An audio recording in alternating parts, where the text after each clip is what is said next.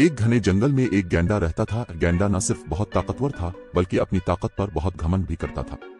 वो जंगल के बाकी जानवरों को कमजोर और मामूली समझता था।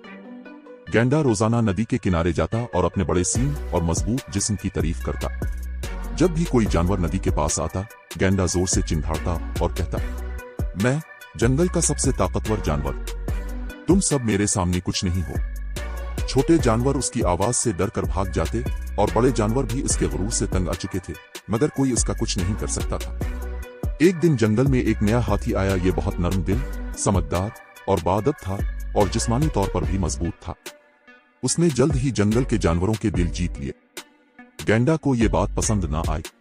वो हाथी के पास गया और बोला, अरे हाथी, तुम जितनी भी बड़े हो, मेरे सामने कुछ नहीं। मैं जंगल का बादशाह हूं। हाथी ने मुस्कुराकर जवाब दिया, ताकत में गुरूर नहीं होना चाहिए बल्कि समझदारी होनी चाहिए। गैंडा ने इसे चैलेंज दे दिया, अगर तुम वाकई इतनी अक्लमंद हो तो कल आओ और मेरे साथ एक मुकाबला करो। अगले दिन सब जानवर जमा हुए। गैंडा ने कहा, चलो जोर आजमाई करें।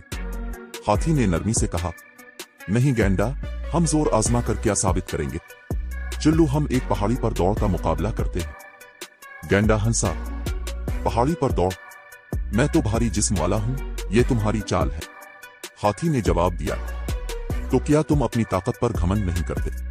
अगर तुम वाकई बहादुर हो तो चलो देखते हैं कौन जीतता है। मुकाबला शुरू हुआ।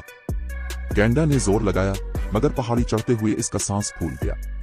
हाथी आहिस्ता आहिस्ता मगर मुसलसल ऊपर चढ़ता गया। आखिरकार वो सबसे पहले चोटी पर पहुंचा। तमाम जानवरों ने तालियां बजाईं। गैंडा शर्मिंदा खड़ा था। हाथी ने नरमी से कहा, ताकत जरूरी है मगर गुरूर से नहीं, सब्र और समझ से जंगल में इज्जत कमाई जाती है। गैंडे को अपनी गलती का एहसास हुआ। उसने हाथी और बाकी जानवरों से मुआफी मांगी और वादा किया कि आइंदा वो किसी पर गुरूर नहीं करेगा। ये कहानी हमें ये सबक देता है कि गुरूर इंसान को गिरा देता है, जबकि आजिज़ी इज्जत दिलाती है।